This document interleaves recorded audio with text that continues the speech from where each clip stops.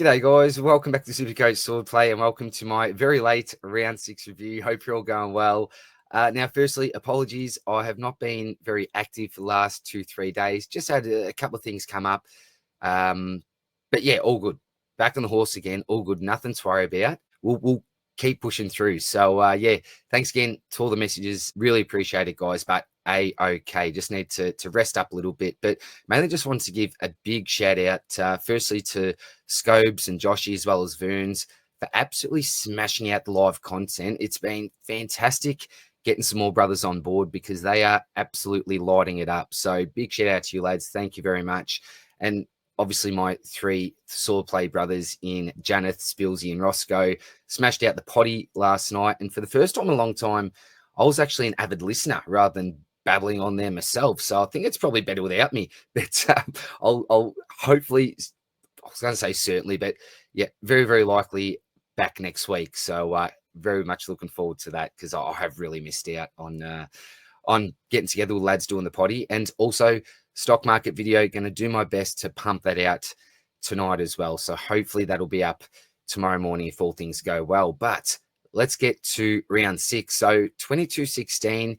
It wasn't a bad score, I suppose, my rank, because I did go up over 3,500 spots, sitting just outside the top 6,000 overall. And what's that? Top 3%. So obviously want to get inside that top 1%, but can't complain too much at the moment. I think my round 1 rank was about 75k. So to be sitting here at the moment, again, I say this every week, I think it's not ideal, but it's not a disaster. I think we can keep building. So total score 12,377. And I know that there's some teams in a couple of leagues that are around the 12,500 mark. And there's such a massive gap in the rank there. It's amazing what 50 to 100 points can do to your overall rank, particularly when you're sitting around the top 3 to 5% range. And yeah, a lot of things can go differently week to week. We're certainly learning that, aren't we? But let's get into this, guys. Let's see how the team's going. I'll talk about some potential trades, go through some captaincy stuff, and maybe talk about some of my targets as well going into the buys. So hope you enjoy, guys. Hope you've had a good week. Let's get into it.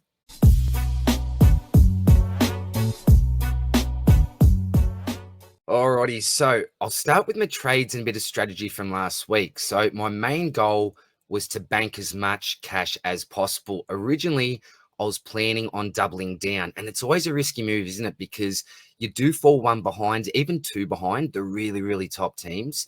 So it was a bit of a risk, but the main reason behind that was because looking into this week, I didn't see too much light at the end of the rookie tunnel. We've obviously got Carroll. We'll talk about a couple of other options that we can look at. Obviously wasn't expecting a Matt Flynn to come out and dominate like he did either. So he's going to be a good talking point when we get to the trades also. But that was my main goal because I wasn't really keen on any of the rookie options this week. And all the talk, all the rage was about obviously Tom Gross and Caden Cleary. And I thought pretty much we've got to jump on both these guys. They're must-haves because, as I said, there's not too many other great options coming up. And the other issue was I didn't watch any football last week myself because I was a little bit out of it. So I did have to rely on some numbers and listening to some other people. I hate doing it. I really like using my own eye test. But I think even if I did, I still would have been really keen on them anyway. So as we know, Gross was named as a sub. So I decided to back out of that, which was a little bit frustrating because originally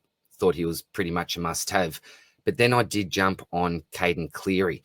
So I did manage to bank over 300k so I can make a few moves this week because I knew that we had your Dacosses, your Petruckers, your Stewarts, so many options on the table, your Rosies, even if you're keen, someone like an Isaac Heaney, a Dawson, lots of options. Yeah, not myself, but if you don't own a Tristan Sherry, he's at such a good price. So knowing that there are a heap of good options coming up, I just wanted to bank that coin. Now, this was the issue. This is where I stuffed things up slightly. Now, I did decide to keep on to Jack Henderson and use him as a loop because we had Kako and Hewitt playing each other with an earlier game. And I thought, look, if one of them score well, I can actually just keep on to Henderson. He's got that DPP as well. And I'll just trade out someone else. Unfortunately, I just got Kako and Hewitt the other way around. If I had have had Hewitt in the midfield, that would have allowed me to actually hold on to Sam Davidson and actually keep him on field there. And I could have traded out someone like a Moreira, so I could have used some DPP to do some other things there. But that's what really stuffed me up, because having to take Hewitt's score, obviously, in the forward line, it meant that I then really had to field Cleary. I couldn't use any DPP. If Henderson was in that midfield and Hewitt was in the midfield, that would have been so much easier. So I knew taking Hewitt's score, I'd run the risk of having to field Cleary. And after his performance last week, looking at the numbers, I thought, well, it's not fantastic, but I'm going to back him in to get a half decent rookie score. But it just wasn't the case. And you can see here that also with Luke Trainer, I decided to roll with him instead of taking the 38, because I really thought in my own mind that, look, 38 is hopefully going to be the lowest score anyway. That's going to be out of the system. Why not just take the punt with Trainer? If Richmond get an early injury, then surely he'll go past that with what he's been producing. But yeah, unfortunately, it wasn't the case. And then even so, I thought, well, that's all right. No one else will go lower. And then we get that 30 from Cleary. So super disappointing, but that was the method behind the madness there. And so I now have, what is it exactly? 362,800. So there's a fair bit I think that I can do this week. But let's quickly talk about the side as a whole. Go through this very quickly, but I suppose there's three primos that you call them back there. You got Whitfield, Zorko, and Dale. Whitfield, absolutely magnificent. Bought him in the week before for that 80 odd. Just really disappointed. But after this week, I just had the biggest smile on my face. Really, really happy owner, because your Zorkos, who I know that I've got, but add that to your Sinclairs as well. Really disappointing scores. So to have Lockie basically doubling their score plus a little bit more, that was super handy for me. I know he is coming up, venue-wise, a couple of grounds that historically haven't worked well for him, but I'm hoping he can just buck the trend there. He's just a super player and a really fun player to own. Can be a little bit stressful at times, but after what we saw last year, I'm a lot more confident in owning the pick. Zorko had a terrible few weeks. Now, I was talking to Spillsy about this, and I think that there's a couple of things that are a little bit concerning, and a couple of things that just didn't go his way. So he has these games, right, where mentally he's just off. He just loses the plot a little bit. You could see him arguing with Fags a little bit. Fags played it down. I'm sure there's no love lost there, but you could just tell that his mind wasn't focused on the game. Couple of really silly free kicks. There's that 50-meter, that silly clanger where he tried to just take on, I forget who it was, and just basically dribbled, turned it over. And Collingwood, as a team, defended really, really well. Now, I think where Zorko gets a lot of his points is with those pinpoint kicks, particularly looking for those riskier type kicks through the corridor. But unfortunately, there was no space there. As I said, Collingwood as a defensive unit just did a super, super job. Now, you can't really help that sort of stuff. You can help your attitude. I understand that. But it just didn't seem to me like he was overly hungry for the ball. Someone like a Zorko just barks for the ball. He demands the ball. But it seemed like he wasn't overly interested for some reason. Now, I don't know if that was because he wasn't getting in those good positions or they weren't allowing him to. He just didn't have the space to get those good kicks off. But, yeah, this is a little bit concerning. The age has always been a slight concern, but I'm not writing off this pick whatsoever. I think he's still well and truly a top 6 defender. Kitty may be in the side, I'm going to say, in a month. I reckon he's 2 weeks away from VFL, a couple of weeks in the resis, maybe just to get his body right. And if he's up to scratch, then maybe he comes back into that side. You've got Tom Duday as well, who I think can certainly push his way into that side. So we'll see what happens with that defensive unit. We've got Jasper Fletcher that's been playing really well down there as well. I said I was going to keep this short, didn't I? And I'm just banging on. Sorry, I haven't talked Supercoach in a while. But I think it's important to think about these sort of things with the Zorko pick. But I think even with Kitty in the side, their weapons are a little bit different. I know that they're both elite kicks, but I think Zorko's got a little bit more of that zip about him. So I don't think that Kitty's going to affect him too much. So I'm still confident on Zorko, and I would not be trading him out. Bailey Dale, super disappointing. And it was junk time. I think he was on about 28 at half time, just massive panic stations. But if you look at the stat sheet as a whole, he dominated the second half, but a lot of it was a bit of junk sort of stuff. But it is disappointing when you look at the overall stat line, you compare it to other players, and you only see that 93. So even though it was a bit of junk time, if you look at his second half as a whole, he was really impressive in my view. So, well, I won't go really impressive. He was impressive though. And this should have been 100 plus. But look, 93, if you look at his halftime score, you cannot complain. I'm not a Max Gorn owner, but I tell you what, I don't know how he only got a 117. That last quarter was just off the chart. So that deserved so much more as well. So there's lots of coaches that may feel ripped off with different players, but it is what it is. We've got to take it for the game that we play. Roberts now, I was absolutely spewing on the Thursday night because originally my trades were to go Roberts to Dacos and then down to either a Gross or a Cleary. But at the end of the day, I thought to myself, look, I've traded out, look back to last year, Nick Martin and your Hayden Young types, and then back to the Horn Francis. And I still don't regret that because I ended up splitting him into Baz and Marek, who, as a whole, compared to the Horny Man and whoever else I had there, they're scoring more points. So I'm still happy with that move, but you'd love to have him in your side. So I'm trying my best at the moment just to focus on taking rookies off field. So I had a bit of a change of mindset there and did decide to keep Matt Roberts, give him another chance because he had performed really well over the first few weeks and he came bang with a 119. So I really like his role still. And I think this is A-OK now. So I'm really glad that I didn't jump the gun. I wish I had Dacos last week, but I'll probably take this decision with Roberts, to be quite honest. Bicey with 79, all got him. Trainer and Reed, excuse me, I'm just going to have to pause this for a sec.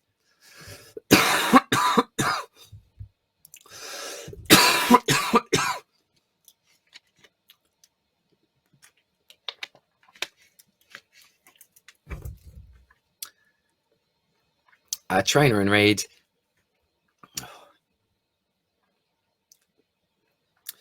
Bicey, you've all got him, 79, that's all sweet.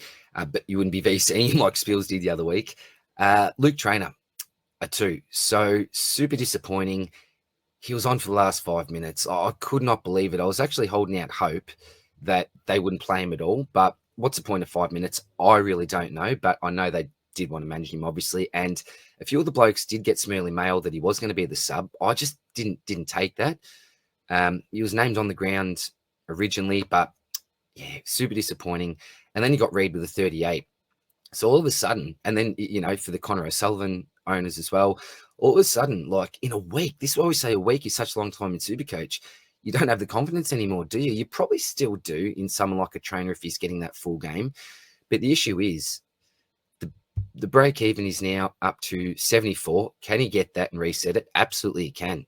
But if he doesn't, it's tough, isn't it? You've got Reed with that break even of 14, which is so much friendlier. And I know that lots of teams will need to chop one of these two potentially to get our man Nick Dacos in, or even a Flynn with some DPP. Maybe if you've got a kind of stone, you could do something like that. So yeah, it's a tough one. Who do you trade out? We'll talk about that in a sec. And O'Connell for me is a bit of a dead rookie. Go a bit quicker through here. Brayshaw, terrific. He was my captain with the 120. He's just been phenomenal. If you did purchase a Swordplay season guide, there's a few things I got wrong, but one thing I got right was a 50-50 between Brayshaw and Sarong. I was all over Brayshaw over Sarong, and that's proved to be the correct decision there. So 124.7, brilliant. And again, don't want to complain, but I think he was a little bit unders for this too. I thought he deserved a little bit more, but a very, very happy Brayshaw owner. Jockey Neal back for 113. So compared to a lot of his Brisbane teammates, this was a really nice score. Josh Dunkley has really fallen off the last few weeks. The issue with Neil is those tag games. He's coming up against Windhager this week. So if all things go well, they'll be going to the game. And yeah, it may be a tough watch with Chocky, but hopefully like a Zorks can go off for me. And even a Jack McRae. You want a Brisbane win, but Jack McRae to go off, that would still be nice. I suppose that doesn't matter because we've all got him anyway, doesn't it? But yeah, I'm always going to be concerned with Chocky week to week if he cops that tag. Is there a world where they go to Huey McCluggage? I'm hoping so, but I don't really think so. Adam Chera, love this pick. This has been one of my best starting picks, I think. And you just know what you're getting from week to week. It's basically a 95 to 110, and he's had that 117 as that little cherry bonus, I suppose, but super consistent. And I think that, yeah, at least hold him up until the buys. If not, if you're desperate, leave him in your M8 position. I think the issue is you've got, your Chera. If you own a Rosie, you've got Bont. butters that are on that buy. It's a really tough buy, isn't it? So, yeah, we'll see what happens with Chera, but just super happy at the moment. Jack McRae, 104. We're not seeing those ceiling games. Everyone owning, that's all good. Ranking 86. Look, I'm still a really happy owner. Since I've traded him in, there's been a couple of issues with him. You know, he got subbed off and then that was a calf issue, but still played, which was really good. So there's been a few niggles here and there, but I suppose you get that with rank and pick. I'm all good with this. That's fine. Clary Oliver. Now, I know that lots of teams are trading him out this week, and I get it. You're frustrated, but give him a couple of weeks, I say.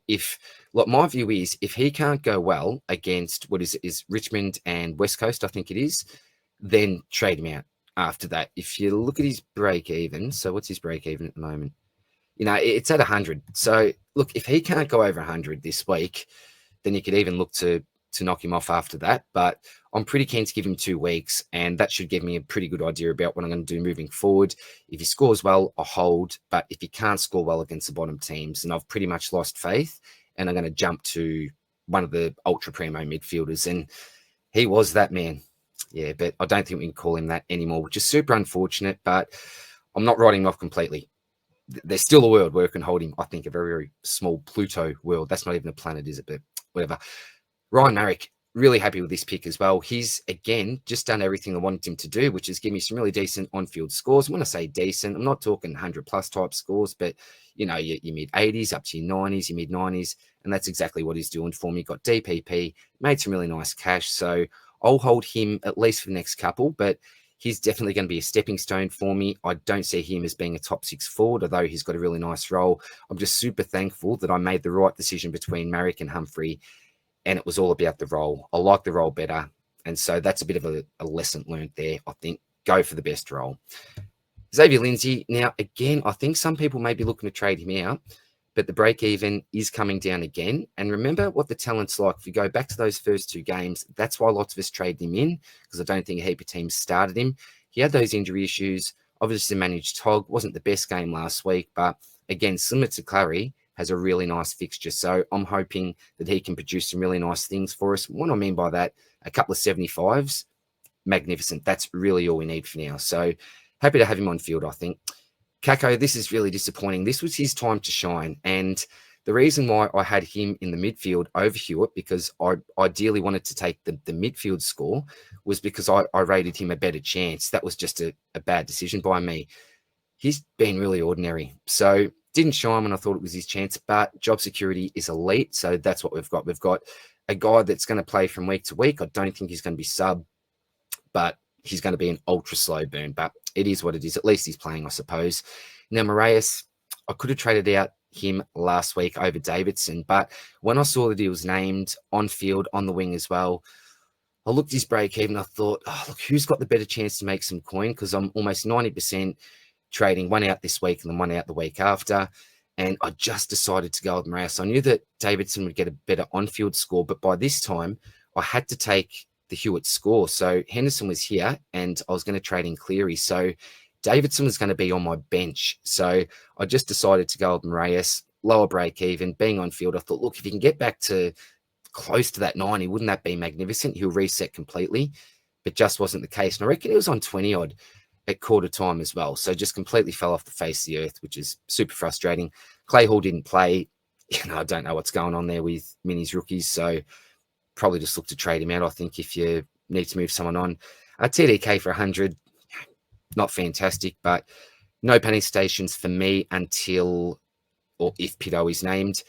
This is just such a relief to see this man back. And you know what? I probably should have chucked the VC or the captaincy on him, because North really did talk him up this week and said, nah, he's absolutely back. We expect him to dominate. And that he did with 144. And this is the Tristan Sherry that I bought. This is the Sherry that this is the normal version. This is what you should get with a fit Sherry. The issue is he just hasn't been fit, and that has been so super obvious. So as non-owners, you've got such a good bargain here. Your issue is that there's also Matt Flynn. So this is the worst week for Tristan Sherry to be at an ultra low price, because you've got so much competition there with that Flynn pick. It's your choice, but this bloke is a season-long keeper. And when fit, in my humble opinion, the clear R1, but just my opinion when he's fit. Boyd, yep, uses the loop. Baslenka, so was smashing it. at half time. And then again, one of those players that just fell off the face of the earth in the second half. But again, 80, this is fine. I think he's actually looking really good. So really happy to have him. Daniel Vorgot, I'm going to talk about this bloke in a sec. Ashy, most of us have. This is so good. He's just given us 80 pluses, is Ashcroft. So I'm just going to continue to hold for as long as I can. Remember, he's got the last buy as well. So he could potentially, depending on your team setup, be your last upgrade. So yeah, he's just not looking like putting in one of those 30 scores he did a few weeks ago. Cleary's super disappointing with a 30. I just curse these rookies. As soon as I get Henderson in, bang, he's gone. I get Hall in, drop the next week. I get Moraes in, just completely spuds it. I just cannot win with the rookies. I get Lindsay in, he gets injured the next week. It's literally Ashcroft, and I think he had that dud score pretty early on as well. So it's like, I've just cursed these rookies, but I'm hoping he can come back. He's looked pretty good a few weeks before, but look, he could get dropped. I'm really not too sure. I've just got no confidence anymore with half of these blokes.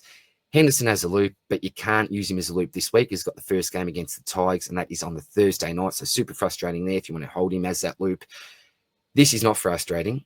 Elijah Hewitt, Stone is what he is, gets his 40, which is a pretty good score for him. Elijah Hewitt just did not see this coming. I'll talk about him in the stocky for sure. The first half, I was questioning, how's this guy? Why is he a number one pick? Why were they talking him up so much in the preseason? Just didn't look like a little bit slow for mine. It seemed like he had a bit of a lack of game awareness, getting caught with the ball. Just thought, this isn't going to work. And then the second half, wowee, you thought, okay, this is why he was selected as the number one pick and why they've been talking about him. He dominated, and I thought he was West Coast's best player by far in that second half, apart from, you could look at Flynn as well and argue that, but he absolutely lit it up. And those 2 goals that he booted, I didn't realize how big his leg actually is. I think I was talking about that with, might have been Scobes or Joshy as well. Big long-range goals and in pretty important, crucial times as well. So that certainly helped there with that 97 score, but clearances, really damaging outside from the middle, had that sort of burst, that pace. So I really like the look of him. And now I think we can actually have him on the field. And I think best of all, for his own confidence, that's terrific. He knows now I belong. I can actually really mix it up with the big boys here. So I think that's a world of good for all that held him, and particularly for Hewitt himself. So do not see him getting dropped. The only issue you've got is his body and the potential for him to get managed maybe in 3 weeks to a month. I'm not too sure. It depends how his body holds up. So that's your risk with Hewitt. But with the break even, with the roll, it looks really good. So, yeah, massive fan of him. And then just quickly, back to the great bald man. I love him. All of a sudden, he's one of my favourite players in the comp. After that 18, I was cursing at him and just, why are you in a leadership group? What is going on the Supercoach world? Here it was that first week where it was best 22 before, obviously, those bye weeks where it was best 18, and just it killed me. But this man has come back so strong, it is not funny. Now sitting at, 325K with a break-even. 14. That is just magnificent. All of a sudden, he's going to be one of the best cash cows that we've had of the year. And the last 2 weeks, it's been 100 plus. Like, could not have imagined this in my wildest dreams. I was like 70 plus. I'm really happy. 75, great. But a couple of hundreds in a row, just brilliant. And who's he played this week? Good old North Melbourne. So do you know what? He's got the potential to put another ton on the board. If he does that, I see a world where he could, another good scarf, could he get to 450? Definitely 400, I think he could. But look, anything 350 plus, and I'm talking about, an overall price here, that is such a huge win. So massive raps on Big Sam Powell Pepper. Thank you very much, Sam. That went for so much longer. Oh, sorry. And the Shees, like, yeah, I wish I didn't have him, to be honest. Like, he is what he is. Like, he's a pretty highly owned player. So I know lots of us are just getting this mare type pick. I would love to see him back at halfback, but who knows what we're going to get. But it is what it is. We've got him. So let's talk about trades. So if I go to my watch list, first of all, and look at some of the players. So you've obviously got Zach Butters there. Now, I'm not investing in Butters or Bond at the moment. I just can't do it. It's just too much. I would love to. And yes, we probably need them. It's going to be tough to get them, but we'll probably have to find out a way or work out a way to get them, but not for now. Sam Flanders, geez, do you even want him at the moment? 528k and in free fall. So definitely one to keep a monitor of, but not for me yet. Nick Dacos, super obvious this week. Sarong, I don't want at the moment. Nick Martin's a really interesting pick, but I'm probably not looking at him at the moment. Cleary, I'll remove because I've now got that man. Sorry, Sard. Now, he's an interesting one if he gets a full game this week, but how confident are you after that? I think he has to get a full game, whether it's in the senior side or the reserves. I just don't know. We'll have to wait and see. Connor Ozee, geez, he's still a decent price, isn't he? With that half back roll, he is certainly a value option that you could look to go. The cement bag, you know what? Although he hasn't produced much, I think this is his time. He's too good to just be going 90s. A few things haven't gone his way. His midfield time is going up, and I've already talked about the fixture in regards to Clary and Lindsay. So I'm a fan of getting in Petrarca. Dawson's pretty cheap. So at 524, yeah, I just probably don't have him in my, I suppose, hierarchy of priority, as the third man up boys like to call it. But a great pick. Warner, you just don't want at the moment, but 460, we may be forced to trade him in just at the price. Rowan, just no at the moment as well. Maxi Gawn, well, you know, I'm looking at obviously Matt Flynn. Tommy Stewart, just no at the moment. Like, that price for him is crazy, but I just don't think he's fitting near the top six. He's someone that could, but just not for me at the moment. Zerrett was pretty disappointing with that 106, but you always want Zach Meriden in your side, and I think you'll smash it up this week. LDU, under 500k, but just so underwhelming at the moment. You just got no reason to go there. Gross, 147. I didn't go there, so I'm not going to pay 147 for him. And then this is the big one, Jack Sinclair. So in a couple of weeks, I think that at the price he's going to be a must-have trading if you don't have him, because I don't know how cheap he's going to get. And with that fantastic buy, he's just so good to have during that time. He's got DPP status. You can get him in your midfield for now if you want and swing him down back. You've got Sheasel, who you can alternate him with if you want. If you've got a Sard, plenty of players with that defensive mid DPP. So, yeah, he's going to be fantastic in a few weeks, or a couple of weeks anyway, whatever it is. So they're the blokes on the watch list. Now, my main two priorities by the straight this week are Nick Dacos, and the other bloke I didn't even have on watch list because this was from last week, the watch list. So I may be missing a couple of players here, but it is obviously Matty Flynn. So he is a man there. I'm going to add him to the watch list so we can see a negative break even of 73. Now, I started with Flynn in the flex because I was really confident on him, but after he was dropped, you know, your confidence levels just go out the window. Now, am I completely confident on him? No. There are certainly some risks with this pick. Sorry, looking season stats. But looking at this, you know, that 87 against Jared Witts, who is one of the toughest ruck matchups, and I was actually really impressed with that. And that's, again, why lots of us were so surprised to see him dropped. Just crazy type stuff. But then he comes back with this 141. Now, we know that Draper was obviously, and yeah, shout out to Sammy Draper, super unfortunate. He was really breaking out. And I know a couple of people actually went Draper in Supercoach, and what an inspired pick it was. You just can't predict these injuries. So really bad luck. But Supercoach is just a game for those players.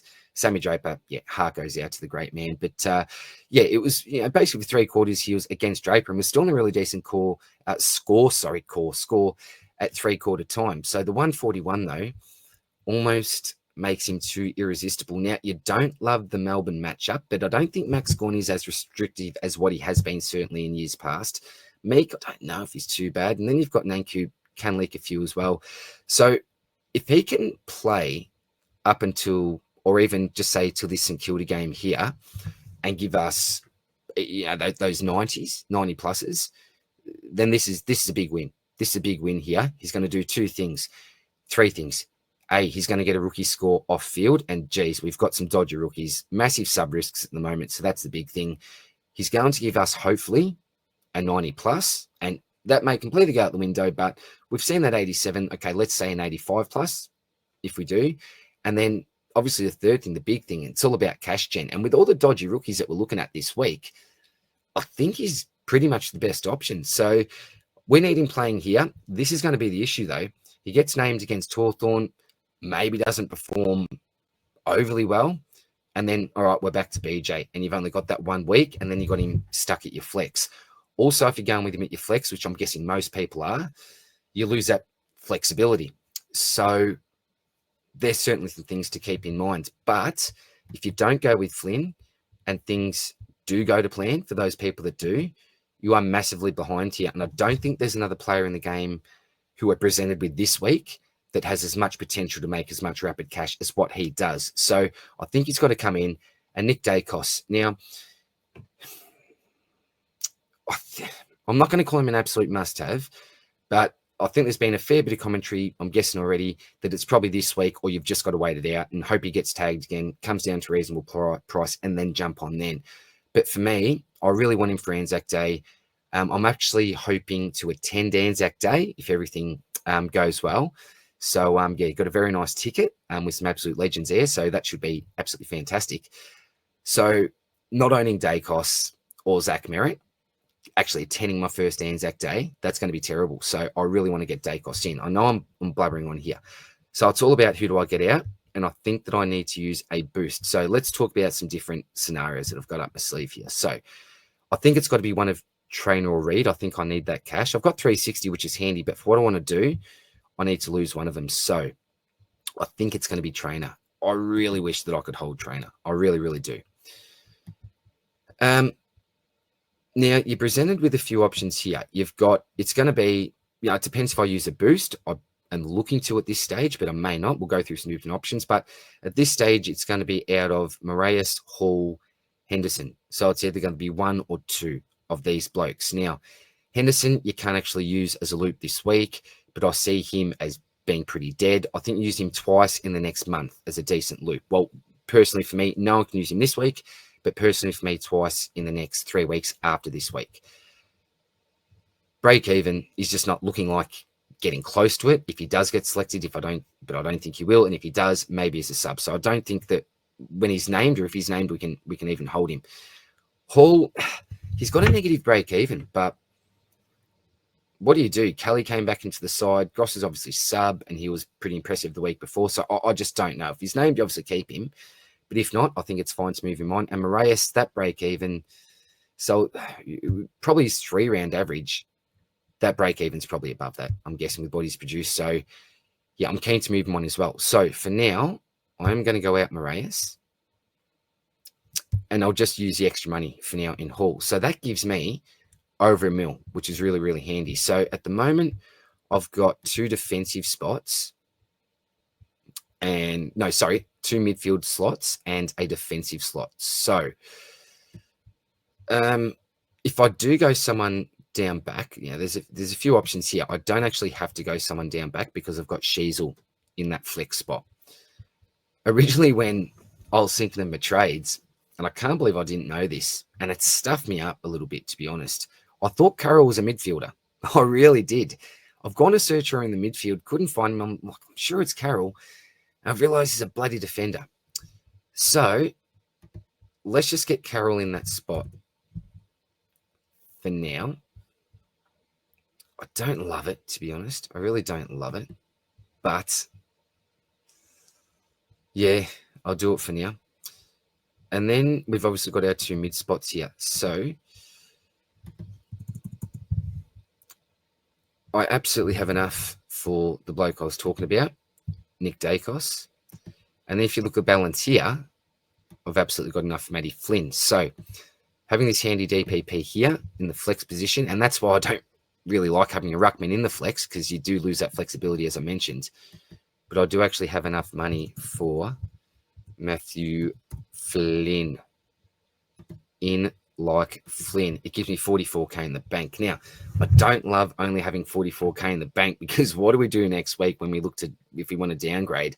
There's still going to be some really nice options, like your track, for example, and lots of players I'm still really interested in. But what this does for me is these are 3 rookies. 1, 2 are rookies that I'm not playing on field or not keen to play on field. The other rookie I'm a fan of and I like, but he's got a break even of 2. So, there's 2 in the system and a break even in the 70s. So, I need cash from somewhere, and it's probably going to be him. and I alternate between having him and, say, Reed on field, depending on who gets better score. So these aren't massive losses to the side at all on field with points, but these two certainly are. So replacing two with these two is massive. This is a big risk, though. I really wish that he was a midfielder. So that's certainly an option I've got there. And the team would be, look, you could probably hopefully still loop these two with your O'Connell, which is handy. But the team would be Whitfield, Zorko, Dale, Roberts, Bice, and then a rookie. So, yeah, I don't love that. I'd like to probably have Sheasel here, give him the option to play someone else. Yeah. So that is certainly one of the options. The other option is that I just get Dacos, I skip Flynn, I skip Dacos, and then, you know, I could go someone like a Track, for example, and leave myself with 171k next week. And then you could go a bit aggressive and get onto another primo.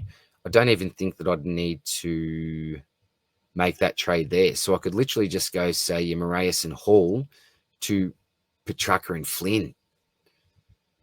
Is that the best thing to do?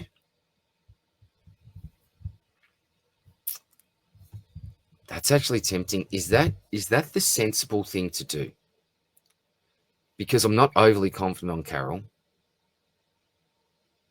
I'd get to keep Trainer, who I'm a fan of, but I miss out on Nicky D. It's so tough when you miss out on Nick Dacos.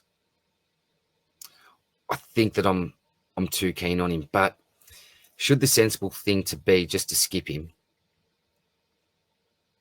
It really could, but I think Flynn is a must-have. Petrarca certainly not. Look, Petrarca, I was going to say could be a Rosie, but I couldn't doing that. Now, do you know what? I think I'm still going to go through with the original one, I think. So I'll get Carroll back in, and then I'll get Nicky D back in. I went through the options on my watch list, so you know who I'm keen on. I'm not keen on using another boost, but for Flynn and Dacos, I think it could potentially be worth it.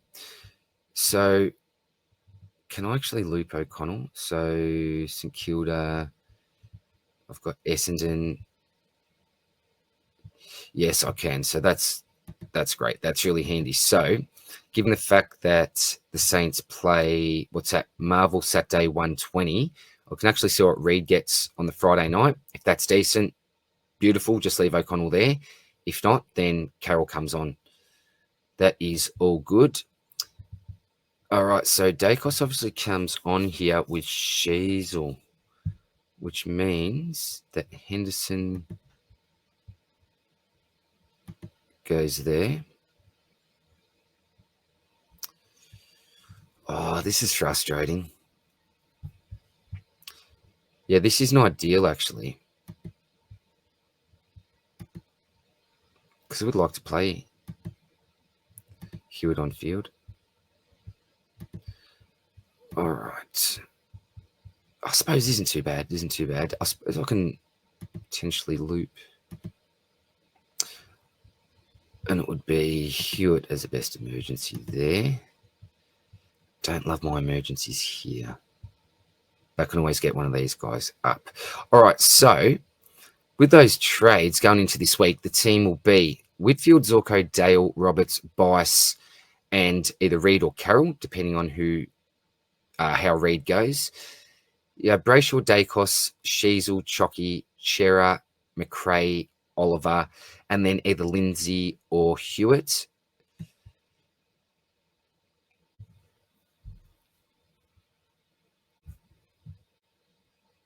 Actually, what I'm going to do here, I think I'm going to reverse this out. I may actually get rid of Hendo over Clay Hall. Reason being, because I can actually use him as a loop this week. Only 24k, but I can still get rid of Hall. He's got that negative break even anyway. The only reason I was thinking Henderson is just because you can loop him over two lines. But if I was to get Clay Hall in, that way I can actually take advantage of this loop here. So if Lindsay goes really well, then I'll just get Hall on for Hewitt and hunky-dory. If not, I'll just leave Hewitt there. So that's all good. Got the 2 rucks there, and then Rankin Smith, Daniel, Marrick, Power Pepper, Ashcroft. And then we've got Flynn there. So do you know what? I'm pretty confident that none of my players on field will be subbed out. So that leaves me with a little bit more confidence there. And I think I've got some dodgy rookies off, and the rookies that I've got, I'm fairly confident on. So that is how I'm going to roll this week, guys. I've been banging on. I'm sorry. Quickly with captains. Now, it's so obvious for me this week. My VC is going to be. It is so obvious. It's Nicky D, and I'm hoping I just won't have to use it, to be honest. If Reed gets a good score, and I'm really hoping that he does, then this is so easy. And if Dacos gets a good score as a VC, you just chuck the captaincy on Liam O'Connell, which would be good. Now, captain, who's Brayshaw got? He's just the go-to. Adelaide. Okay, so St Kilda, Brisbane. So you could go with Jack McRae at Marvel. Do I give Zorko another chance? As captain, I'm so worried about that. I'm just not confident. Sherry, do you know what? Probably my confidence level has gone right back up with Sherry again. He's probably the man, is he? Yeah, I just don't know about the venue here for Whitfield as the actual captain. You know, Dale, you don't go. Baz against Carlton. Geez, TDK, is he going to be against Stanley?